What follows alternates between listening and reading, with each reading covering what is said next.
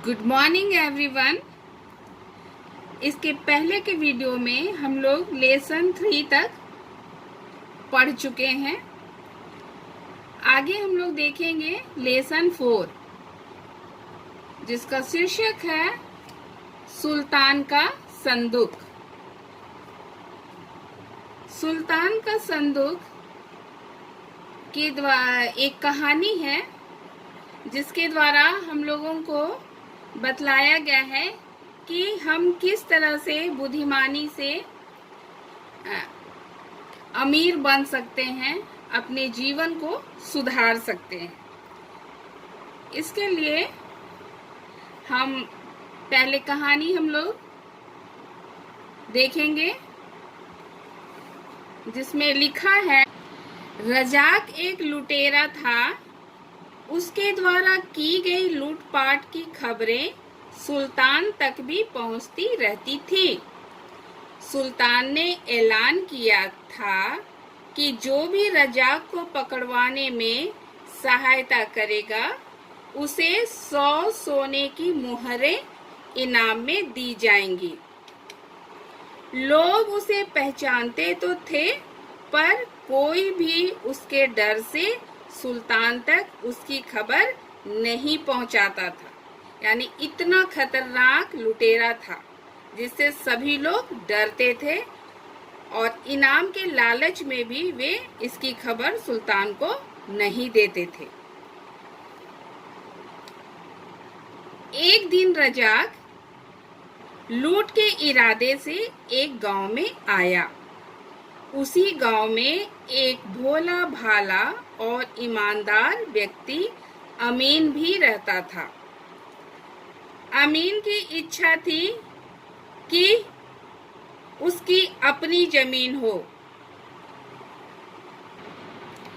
जिस पर वह खेती कर सके।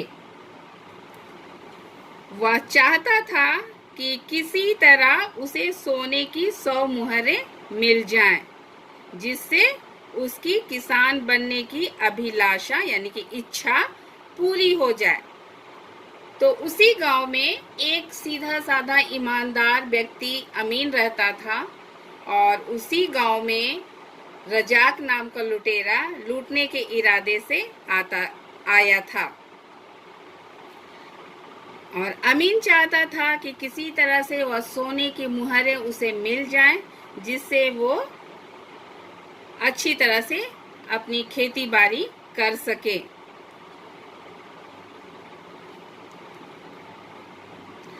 अचानक अमीन की नजर रजाक पर पड़ी। रजाक को पहचानते ही उसे पकड़वाने का अमीन को एक उपाय सूझा। वह ऊंची आवाज में अपनी पत्नी से झगड़ा करने लगा। उनका चिल्लाना सुनकर गांव वाले उसकी झोपड़ी के सामने इकट्ठे हो गए। अमीन और उसकी पत्नी झगड़ते झगड़ते बाहर आ गए। तो लुटेरा रजाक जैसे ही अमीन के गांव में पहुंचता है और अचानक एक दिन अमीन की नज़र उस पर पड़ती है और वो रजाक को पहचान जाता है और वो रजाक को पकड़वाने के लिए उसके दिमाग में एक उपाय आता है और वह ऊंची आवाज में अपनी पत्नी से झगड़ा करने लगता है। और उनका चिल्लाना सुनकर गांव वाले उसकी झोपड़ी के सामने इकट्ठे हो जाते हैं। अमीन और उसकी पत्नी इसी तरह से झगड़ते झगड़ते बाहर आ जाते हैं। लोगों को देखकर अमीन ऊंची आवाज में बोला, मेरी पत्नी को देखो, यह कितनी नासमझ है। इसके पिता ने एक संदूक भेजा है, उस पर ताला जड़ा है। उन्होंने खबर भेजी है कि अगर मैं यह संदूक सुल्तान के पास ले जाऊं तो सुल्तान मुझे सोने की 100 मुहरें देंगे। लेकिन मेरी पत्नी है कि मुझे यह संदूक सुल्तान के पास ले जाने नहीं देती। और झगड़ते झगड़ते जब वो लोग बाहर आ जाते हैं, बाहर भीड़ इकट्ठी देखकर अमीन गांव वालों से कहता है कि मेरी पत्नी कितनी नासमझ है, यानी मूर्ख है, कि इसके पिता ने एक संदूक यानी एक बक्सा दिया है और उसमें ताला लगा हुआ है, और यह खबर भी भेजा है कि यह संदूक को, इस बक्से को सुल्तान के पास पहुंचा दिया जाए।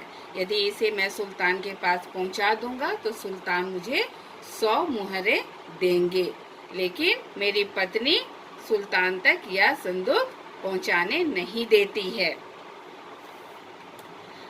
अमीन की पत्नी भी सबको सुनाते हुए बोली, मैं नासमझ नहीं हूँ, बल्कि मेरे पिता और पति नासमझ हैं। संदूक में केवल कागज का एक टुकड़ा है।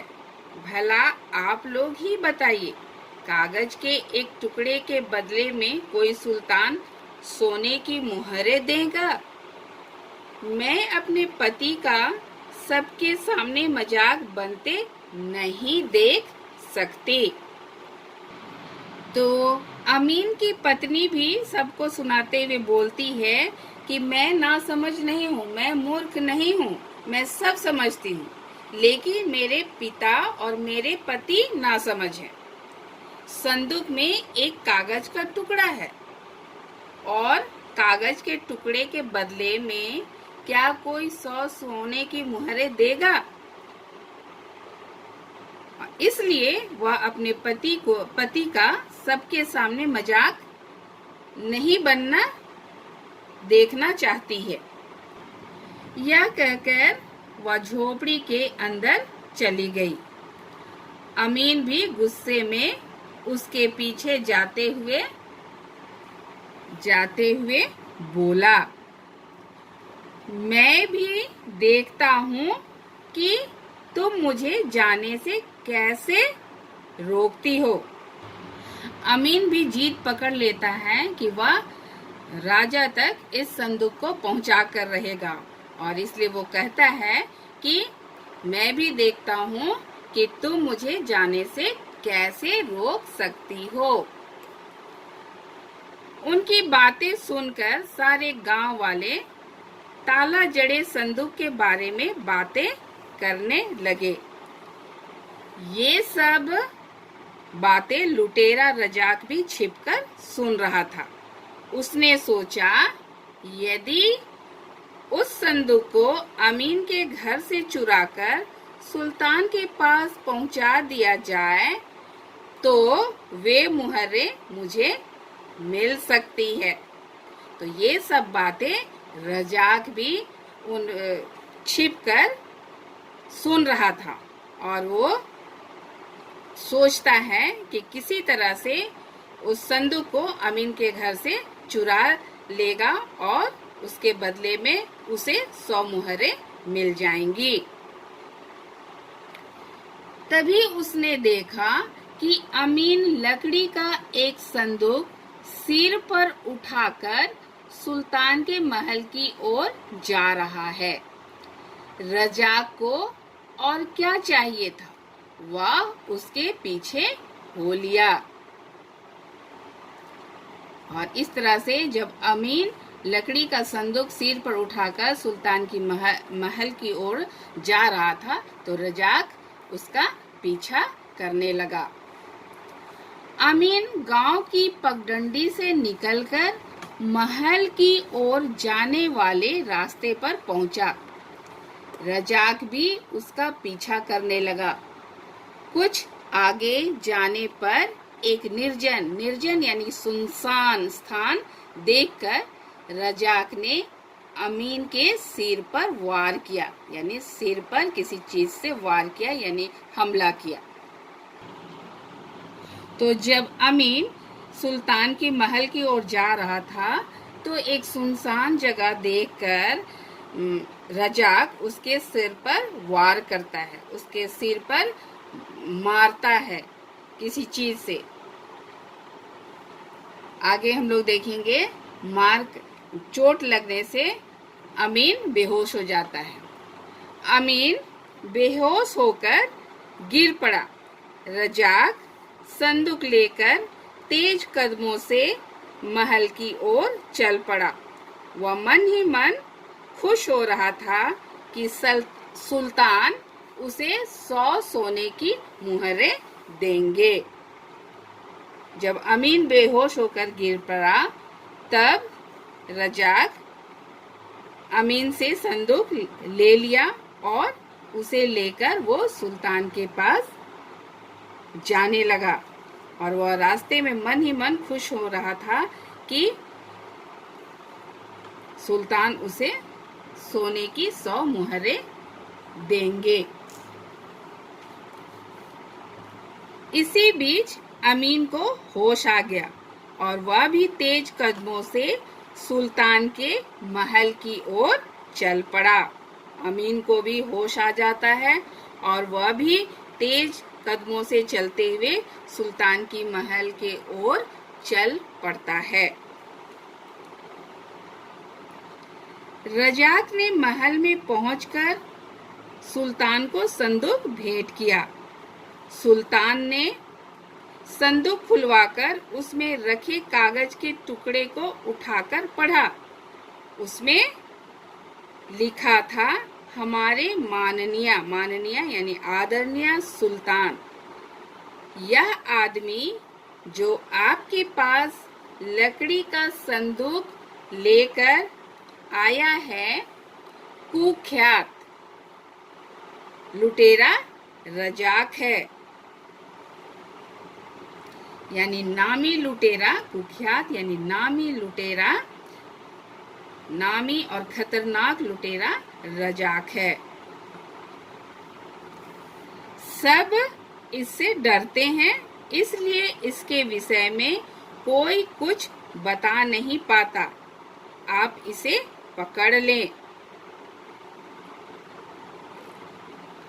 जब रजाक सुल्तान के पास पहुंचता है और सुल्तान को संदूक भेंट करता है, तब सुल्तान संदूक खुलवाकर उसमें रखे कागज के टुकड़े को उठाकर पढ़ता है और उसमें क्या लिखा हुआ रहता है, हमारे माननीय सुल्तान, यह आदमी जो आपके पास लकड़ी का संदूक लेकर आया है, कुख्यात लुटेरा रजाक है।